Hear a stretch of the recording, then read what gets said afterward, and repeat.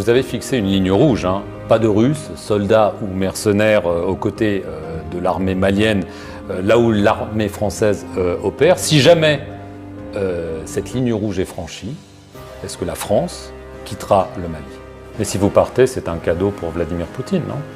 Mais nous aviserons le moment venu. Encore une fois, aujourd'hui, la priorité est à l'exercice d'une pression maximale pour que cette situation ne se produise pas. D'où l'importance, comme je le disais, des décisions qui pourraient être prises par la CEDEAO, d'où l'importance du fait que d'ores et déjà l'Union européenne a pris des décisions sur le fait de retenir de l'aide budgétaire qui était destinée à ce pays.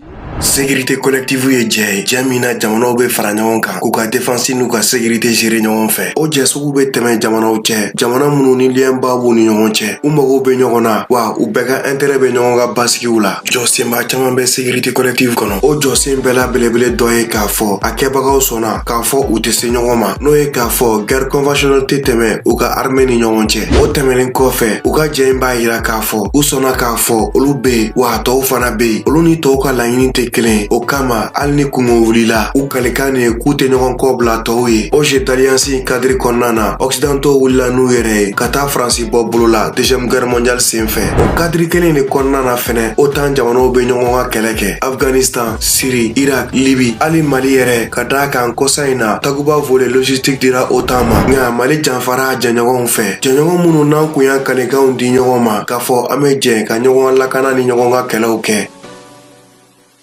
Faransi ta tɛ balina ko ye kabini bi tɛ Faransi bɛ deli k'a yɛrɛ ka kalikanw sɔsɔ an ka accord militaire cadre kɔnɔna na. U ka 1961 tali senfɛ ka bɔ Mali la président Modibo Keita kun ma baga u ma k'u remercier. U y'u kalikan sɔsɔ o de kama Modibo Keita ma sɔn ka danaya da u kan tuguni. An bɛna video dɔ kɛ Mali ni Faransi ka accord kan ni tile fila in na. Min ye CEDEAO ka ni janfa ye o de balila an na kosɛbɛ. Faransi ka intérêt lafasali kama CEDEAO y'a décidé k'a yɛrɛ sanctionner. Certes sanction ninnu bɛna datigi kɛ an Maliens de la kosɛbɛ nka CEDEAO jamana duuru minnu m'anw ta fɛ olu bɛɛ bɛn'u ta sɔrɔ a la et par effet domino bɛɛ bɛ dɔɔni sɔrɔ a kɔlɔlɔw la. O b'a yira k'a fɔ CEDEAO bɛ ka tugu ka récession économique imposer a yɛrɛ kan mais pour quel intérêt? Yala aw ye voté an tɛ voté sisan o sera nin bɛɛ ma wa? Mali ye CEDEAO membre fondateur ye depuis 1978 protocole de non agression kɔnɔ an bɛɛ y'an kalikanw di k'a fɔ an tɛ ɲɔgɔn kɛlɛ. 1981 protocole d'assistance mutuelle kɔnɔ an y'an kalen k'a fɔ an bɛ ɲɔgɔn ka kɛlɛw kɛ fo kana se 1999 protocole ma n'o signera Lomé. An y'an kan di ɲɔgɔn ma k'a fɔ jamana kelen ka lakana ye jɛkulu bɛɛ kungo ye. An jɛnna k'o mécanisme minnu sigi sen kan ɲɔgɔn fɛ walasa ka jɛkulu in jamanaw kelen kelenna bɛɛ ka sécurité ani défense kɛ jɛkulu in bɛɛ kungo ye. Bi jamana ɲɛmɔgɔ 13 de bɛ k'o force d'attente in ta k'u bɛ Mali bagabaga. Force d'attente min ma ye an ka rébellion kɛlɛ waati. Force d'attente min ma se ka jɔyɔrɔ fa an ka terrorisme kɛlɛ la. Bi CEDEAO bɛ ka o force d'attente in de évoquer Mali armée kuturu kama wa CEDEAO bɛ ka o dabali ban kuma fɔ waati mun na an ka armée bɛ ka monter en puissance ka offensive baw kɛ terroriste contre la ni ka sebaya sɔrɔ o offensive ba ninnu senfɛ. O kama an b'a yɛrɛ ɲininka CEDEAO bɛ ka ni dantɛmɛ wale ninnu kɛ jɔn de tɔgɔ la? Ni sanction ninnu bɛ jɔn de arranger? U tɛ se k'a fɔ k'u bɛ k'a kɛ maliyɛnw tɔgɔ la ka d'a kan an bɛ don min ko bi sɔsɔli tɛ fɛn min na fiyewu o de ye maliyɛn fanba ka soutien transition ɲɛmɔgɔw yɔrɔ. O de kama Faransi ni CEDEAO kɔkɔrɔma donbaga kelen kelen ni minnu b'an fɛ yan olu datugu ka yɛlɛ ko maliyɛn fanba ma kalan k'an ka faamuya ma bon k'an tɛ ordre mondial taabolo dɔn k'olu ye intellectuels ye an tɔw bɛɛ ye émotifs ye k'an bɛ dusu bila hakili ɲɛ wa k'an bɛ se k'an ka kunkilenna falen suko ni dugusɛjɛ cɛ. O de la o intellectuel extralicide ninnu ko k'an ka gouvernement ma ka engagement bato k'olu ye nin natɔla ye a mɛnna wa k'an émotifs b'an ta la k'an falen yanni semaine damadɔ cɛ. Nka an bɛ intellectuel ninnu ɲininka CEDEAO ka sɛbɛnfuraw cadre kɔnɔna na yala CEDEAO y'a ka engagement bato a ɲɛma Mali rébellion kɛlɛ ni terrorisme kɛlɛ la wa? Yala CEDEAO y'a ka engagement bato mara taabolo jugu kalafiliw namarali ani yuruguyurugu kɛlɛli la wa? CEDEAO kun bɛ min waati min na Ivoiriens kun bɛ ka manifester Alassane Dramane Ouattara ka 3e mandat contre la? CEDEAO kun bɛ min waati min na Nigérien bayirikaw bɔra ka manifester Mohamed Bazoum sigili la n'u reprimera? O bɛɛ tɛmɛnen kɔfɛ Faransi président Macron ma taa fɛ Idriss Déby denkɛ soutenir an bɛɛ ɲɛna wa? Ni ye CEDEAO ni UEMOA ka ni sanction sanction nunu caman ta k'u lajɛ i b'a ye k'a fɔ elles sont illégales i n'a fɔ an ka gouvernement y'a fɔ cogo min na. O sariya sɛbɛn tɛ jɛkulu nunu bolo. Sariya sɛbɛn minnu b'u yamaruya ka ni sanction sugu ta population kama. An bɛna o niveau walawalaw ye ɲɛfɛ. O tɛmɛnen kɔfɛ leurs sanctions sont illégitimes. Logiquement justifier togo foyi tɛ sanction nunu la. Ni engagement ko do olu de fɔlɔ y'u ka engagement sɔsɔ Mali crise multidimensionnelle senfɛ. Ni démocratie ko do u ka Mali élu ni mandat camantigiw bɔ u cɛla fɔlɔ. Ni sariya bato ko do u ka sanction nunu yɛrɛ b'u ka sariyaw sɔsɔ. Ni légitimité populaire ko do malien fama bɛ ka transition soutenir. O bɛɛ tɛmɛnen kɔfɛ sanction nunu ɲɛsilen do Mali population de ma. Pourtant bɛɛ b'a dɔn k'a fɔ an ka jamana bɛ kɛlɛ la ɲina y'a san 10 ye. Wa gɛlɛya suguya wɛrɛw fana b'an kan. Sanction nunu bɛ droit international humanitaire principe fondamental bɛɛ la belebele sɔsɔ n'o ye principe d'humanité. O kama o ni conseil de sécurité ma sanction ye soutenir ka sabu kɛ Russie ni Chine ka veto ye. Ni Faransi ka implication kun tɛ Union européenne kun tɛ sanction nunu soutenir ka d'a kan jamanabaw caman bɛ Union européenne na minnu dahirimɛ sirilen tɛ farafinw tɔnɔli la. Aw hakilina ye min ye Faransi ni CEDEAO ka ni bingani wale in kan aw bɛ se k'o fɔ an ye commentaire kɔnɔ. Yala an kan ka segin an kɔ ka sɔn Faransi ni CEDEAO ka dictat ma wa walima an ka jɛn ni sanction gɛlɛya ye k'an ka ɲɛmɔgɔw soutenir Assisi laɲiniw lawaleyali la. A y'aw hakilina fɔ an ye commentaire kɔnɔ.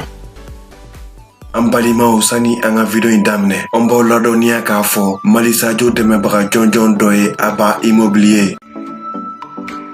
K'i to kɔ kan ka so jɔ Mali la ka dugukolo san Mali la ka luwanse so ta walima k'i ka so bila luwanse la Mali la. Aba Immobilier bɛ nin bɛɛ lajɛlen ɲɛnabɔ teliya ani jɛlenya kɔnɔna na. U filɛ nin ye golfu la misiri wami kɛrɛfɛ u ka nɛgɛjuru sira 79 48 55 54 walima 68 89 89 48.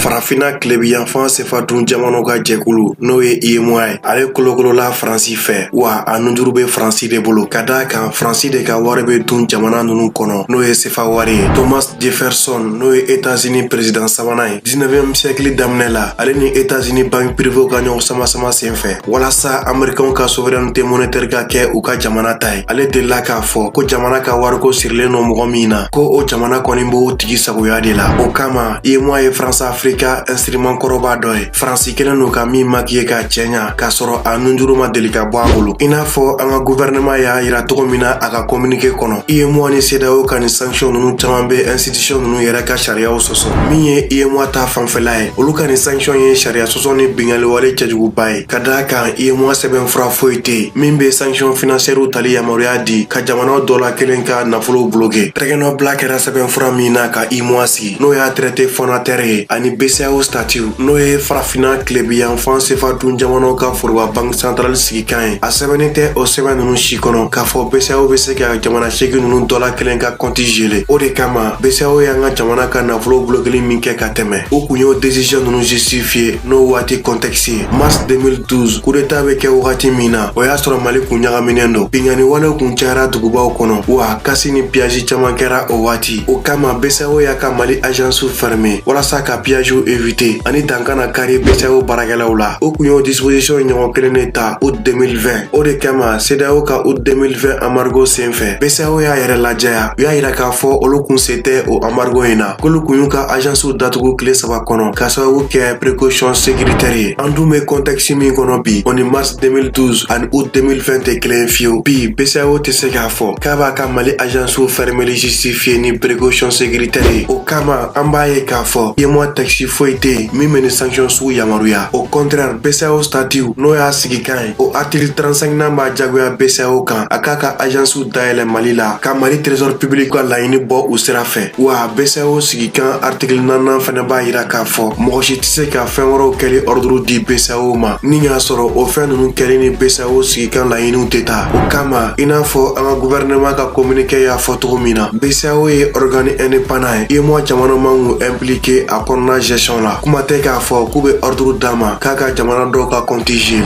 min ye UEMOA sigili sɛbɛn ni jamana 8 ninnu bɛɛ y'u tɛgɛnɔ bila o la. O article 7 dɔrɔn de bɛ UEMOA jamana ɲɛmɔgɔw yamaruya ka décision ba dɔw ta. sanction ko kuma kisɛ kelen tɛ o décision ninnu la, wa article 8 yɛrɛ tilara k'a fɔ ko décision ba ninnu tɛ ta fo UEMOA jamana 8 ninnu bɛɛ ɲɛmɔgɔ ka jɛn n'a ye. O kama an b'a ye k'a fɔ jamana ɲɛmɔgɔ 7 ninnu y'u tugu ka UEMOA sariya bɛɛ sɔsɔ walasa ka Mali population pini ko parce que kanko an tɛ taa voter sisan ka d'a kan gɛlɛya wɛrɛw b'an ka jamana kan minnu ye urgence ye ka tɛmɛ kalafiliw kan, wa kalafili ɲuman yɛrɛ tɛ se ka kɛ k'a sɔrɔ furama ɲini o gɛlɛya ninnu la. Aw hakilina ye min ye UEMOA jamana ɲɛmɔgɔ 7 ka ni bingani wale in kan, aw bɛ se k'o fɔ an ye commentaire kɔnɔ. Min ye CEDEAO ta fanfɛla ye, ale ka sariya sɔsɔ tɛ den kura ye gɔyɔ la. CEDEAO bɛ k'a dogo démocratie ko kuma kɔfɛ ka Mali sanctionner. Pourtant bɛɛ ɲɛ bɛ Faransi ja la. Faransi ka état satellite minnu ɲɛmɔgɔw participera sanction ninnu tali la, olu dɔw bannen n'o ka fanga bila, dɔw yɛrɛ sigili kɛra mankanba ye fo ka kisɛ ci bɔ a la. Nka CEDEAO ni Faransi ko nin bɛɛ b'olu ka démocratie la, ko mun tɛ bɛn olu ka démocratie la, ko de ye maliyɛnw k'a fɔ k'u b'u ka transition ɲɛmɔgɔw kɔ. Faransi ka o pseudo démocratie in cadre kɔnɔna na. CEDEAO filɛ nin ye k'a yɛrɛ ka sɛbɛnfuraw kɔnɔ kumaw sɔsɔ walasa ka maliyɛnw minɛ ka di Faransi ma. CEDEAO ka Dakar 2001 protocole article 45 nan b'a yamaruya ka sanction suguya 3 dɔrɔn de ta. Sanction fɔlɔ o ye k'u ban ka jamana ɲangelen ka candidature kɔkɔrɔma don diɲɛ jɛkulubaw la i n'a fɔ ONU n'a bolofaraw. Sanction filanan o ye k'u ban ka CEDEAO ka lajɛw sigi jamana ɲangelen kɔnɔ. Sanction sabanan na laban o ye ka jamana ɲangelen suspend CEDEAO instancew kɔnɔ walasa a da kana don CEDEAO kungo ɲɛnabɔli la. CEDEAO bɛ se ka ni ɲangili saba ninnu dɔrɔn de kɛ 2001 protocole cadre kɔnɔna la n'o bɛ tali kɛ démocratie ni mara taabolo ɲuman sariyaw batoli kan. N'an y'a jateminɛ an b'a ye k'a fɔ ɲangili saba ninnu bɛɛ bɛ tali kɛ jamana ka participation de ka CEDEAO kɔnɔna na, nka population sanctionneli CEDEAO fɛ o ye dabiri ye min bɛ CEDEAO sariyaw sɔsɔ kosɛbɛ, wa o jinɛmɔriya in fana bɛ CEDEAO sigikanbaw sɔsɔ n'olu bɛ tali kɛ farafina tilebiyanfan pepulu n'u bolofɛnw ka circulation nɔgɔyali kan walasa ka yiriwa nati. Aw hakilina ye min ye CEDEAO ka ni sariya sɔsɔ sanction ninnu kan Mali population contrôle la, aw bɛ se k'o fɔ an ye commentaire kɔnɔ.